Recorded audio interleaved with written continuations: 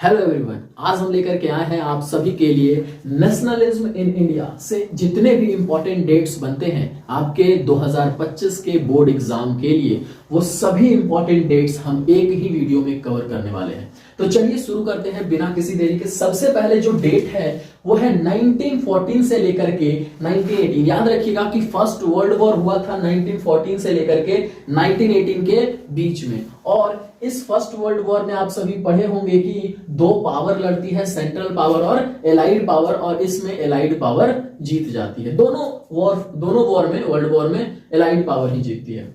इसके अलावा जनवरी 1915 में गांधी जी भारत वापस आते हैं। और गांधी जी भारत वापस कहां से आते हैं? तो साउथ अफ्रीका से वापस आते हैं। इसके अलावा 1917 भी डेट बहुत ज्यादा इंपॉर्टेंट है, क्योंकि 1917 में क्या हुआ? चंपारण सत्याग्रह होता है। इसके अलावा 1918 में क्या? खेड़ा सत्याग्रह। इसके अलावा 1918 में ही एक और सत्याग्रह हुआ, अहमदाबाद मिल वर्कर सत्याग्रह, यानी कि मिल मजदूरों के लिए सत्याग्रह हुआ। इसके अलावा मार्च 1919 में क्या हुआ? खिलाफत कमेटी बनी, खिलाफत कमेटी फॉर्म हुई। और 19 मार्च 1919 को क्या हुआ? रॉलेट एक्ट आया। 19 मार्च 1919 को क्या आया? Rowlatt act.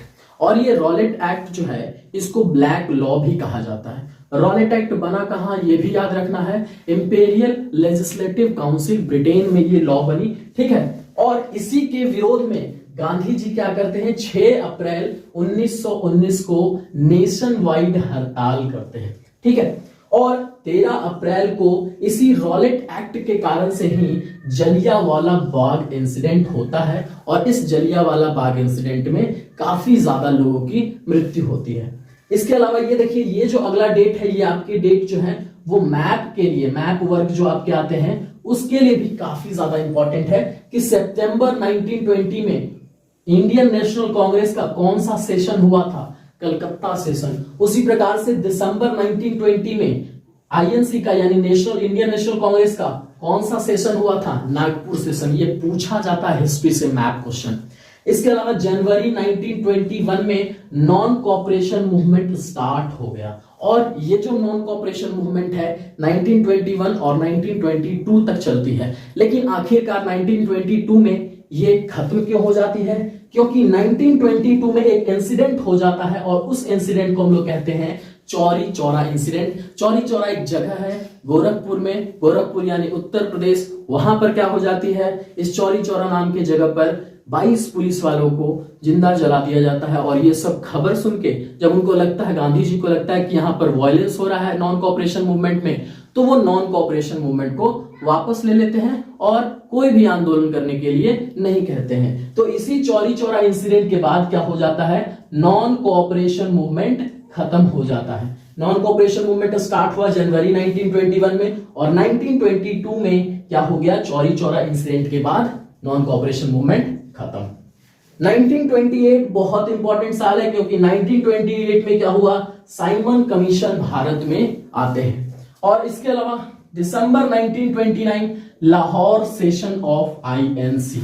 2 सेशन आपने यहां देखे, और एक सेशन है लाहौर सेशन 1929, ठीक है। अब अगला जो डेट है वो है 11 मार्च 1930।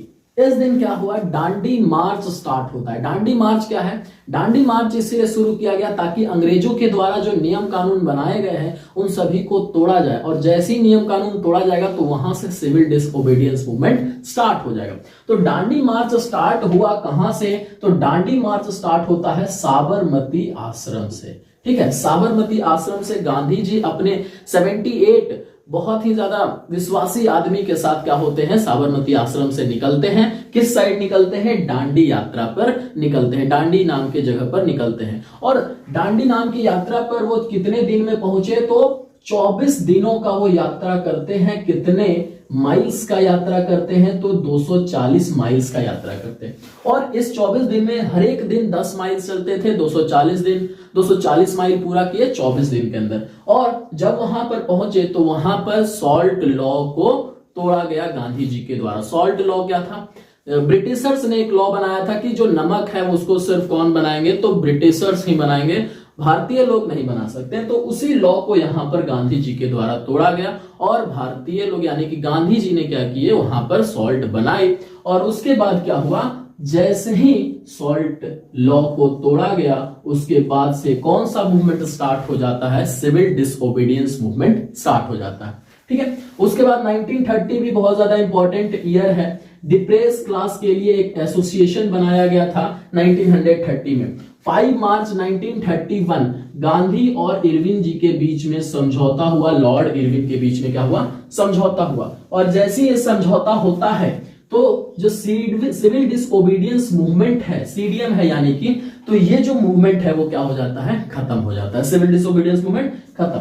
और फिर गांधी जी कहां चल जाते हैं इस समझौते के बाद, गांधी जी चले जाते हैं ब्रिटेन, यानी कि सेकेंड राउंड टेबल कॉन्फ्रेंस होता है दिसंबर 1931 में। टोटल 3 राउंड टेबल कॉन्फ्रेंस हुए हैं, फर्स्ट राउंड टेबल, सेकंड और थर्ड, और जिसमें से गांधी जी ने सिर्फ सेकंड राउंड टेबल कॉन्फ्रेंस में हिस्सा लिया। और तीनों राउंड टेबल कॉन्फ्रेंस में हिस्सा लेने वाले जो व्यक्ति थे वो थे आपके डॉक्टर भीमराव रामजी अंबेडकर। ठीक है, और भी बहुत सारे लोग थे बट उनका नाम आगे आएगा। फिर 1932 में पूना पैक्ट हुआ, पूना समझौता होता है गांधी जी और डॉक्टर भीमराव अंबेडकर के बीच में।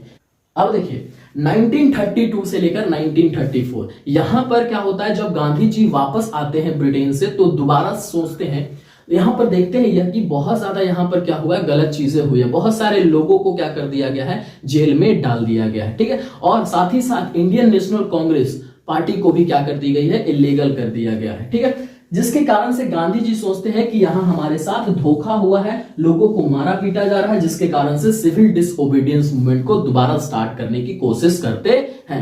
बट वो सक्सेसफुल नहीं हो पाती है, 2 साल तक ऐसे ही चलती है बट सक्सेसफुल नहीं हो पाती है, क्योंकि बहुत लोगों का सपोर्ट उस समय नहीं मिल पाता है। ठीक है, तो ये रही जो बहुत ज्यादा इंपॉर्टेंट डेट्स हैं, बहुत ज्यादा इंपॉर्टेंट ईयर्स हैं, जो आपके 2025 एग्जाम के लिए बहुत ज्यादा इंपॉर्टेंट है।